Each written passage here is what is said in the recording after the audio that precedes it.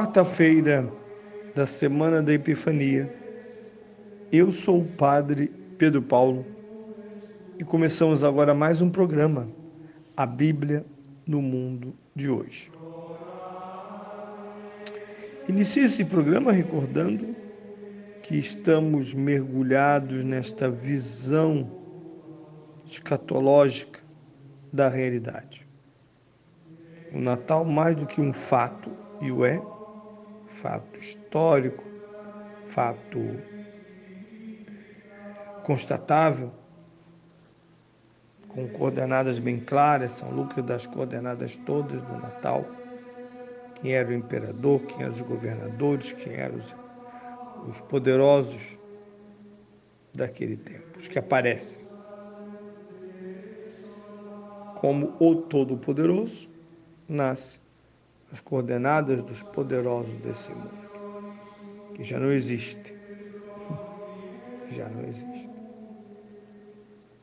Mas, sobretudo, o que vemos nesses dias de Epifania é um olhar translúcido que perpassa a realidade, que a desfia. E o que se vê e o que se experimenta são visão e alegria espirituais. Cuidado que a palavra espiritual pode, do ponto de vista dos materialistas, pode ser vista como ilusão, coisas pouco claras, etéreas. Nós sabemos que não é bem assim. Ao contrário, o espiritual é o nódulo da realidade. Ateus são cegos. Medem a realidade pelo lado de fora, ou melhor, medem a realidade pelos aparelhos que eles mesmos criaram para medi-la. Mas a avaliação do mundo só é profunda e verdadeira se tivermos os óculos da sabedoria divina, segredos confessos do Criador e do Redentor, para que percorramos o mundo, nosso olhar percorra a realidade e a veja não como os homens a veem, mas como Deus a transformou. Sem vida espiritual, nós terminamos por proclamar uma mentira. Basta ser bom e está tudo resolvido. O importante é ser bom. Não é bem assim.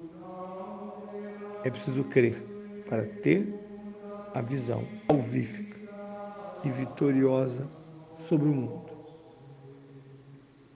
Hoje nós vamos escutar o último texto da liturgia da palavra. A carta aos Efésios, capítulo 3, versículo 2 a 3 e 5 e 6. Irmãos, certamente já ouvistes falar da graça que Deus me confiou a vosso favor, por uma revelação. Foi-me dado conhecer o mistério de Cristo.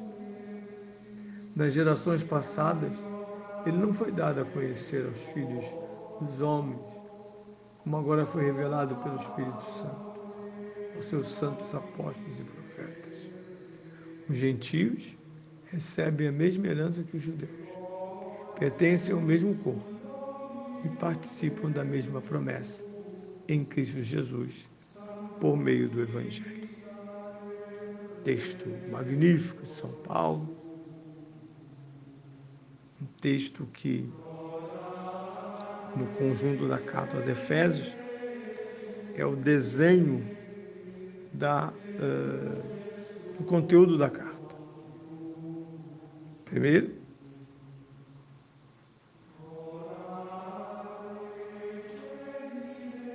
na carta aos Efésios, o que lemos é uma grande proclamação de uma nova e inédita forma humanitária.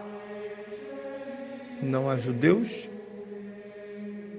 nem gregos, nem romanos.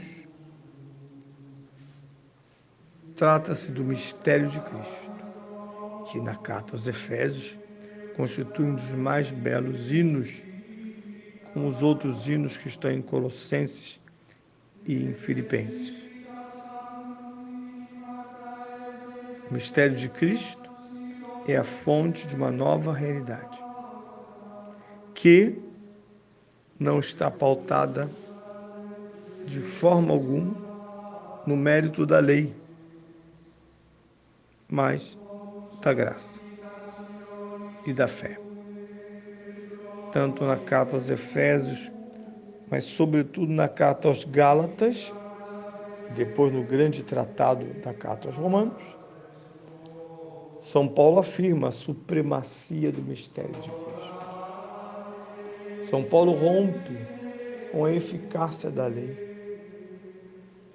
proclama o seu fim salvífico e diz: tudo pela graça. Pela graça fomos salvos. Vai incorrer numa grande condenação da parte do judaísmo em relação a Paulo, sobretudo ele que era de origem e educação farisaica, isto é, os mantenedores da lei. Pareceu-lhes um verdadeiro bofetão esta afirmação de que o cristianismo estabelece o fim da eficácia judaica da salvação. Até hoje isso é um tema que vem distorcido em certos ambientes de diálogo interreligioso, como se nós tivéssemos que dizer, muito bem, que salvou, mas há outras formas de salvação. Para estarmos bem com outras religiões. Não por acaso, o grande Papa Bento XVI escreve um documento negado por essa estratégia da igualdade entre religiões, que é Dominus Jesus, vale a pena ler,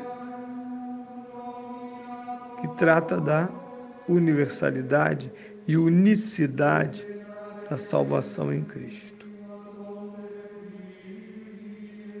A estratégia não é mudar o conteúdo, a estratégia é mudar a forma com que vemos os outros a partir exclusivamente do Cristo. Ao contrário do que diz a retórica da mentira, se pensarmos assim, vamos bloquear e acabar com o diálogo interreligioso. Qualquer verdade nas religiões pagãs depende, na sua avaliação, do mistério de Cristo. Por isso São Paulo começa dizendo que se trata de revelação. Revelação significa foi-nos dado a conhecer através da ação de Deus, como foi a Moisés, aliás, a Abraão. Não é conquista da mente. Não é uma lógica humana dizer Deus existe. Na lógica humana é mais fácil dizer ele não existe. E esta palavra-chave na carta aos Efésios, como em outras cartas de Paulo, o mistério de Cristo. Aqui ele se refere quando diz que ele foi-me dado a conhecer o mistério de Cristo. O que São Paulo está falando? Da grande aventura da sua conversão, quando o próprio Filho de Deus o encontra e o bloqueia nas ruas para Damasco. A partir dali, a vida de Saulo vai ser de tal forma transformada que deste Saulo surgirá Paulo, o apóstolo São Paulo de Tarso.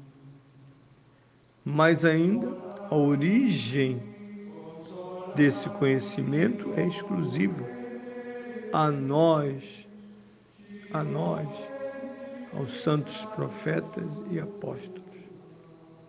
Nós temos uma herança do conhecimento exclusivo.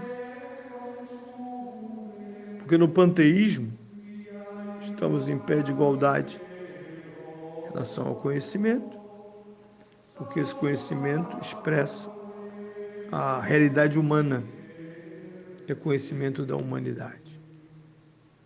Não. Agora, judeus e pagãos, gentios, receberam a manifestação de Cristo, a plenitude da aliança.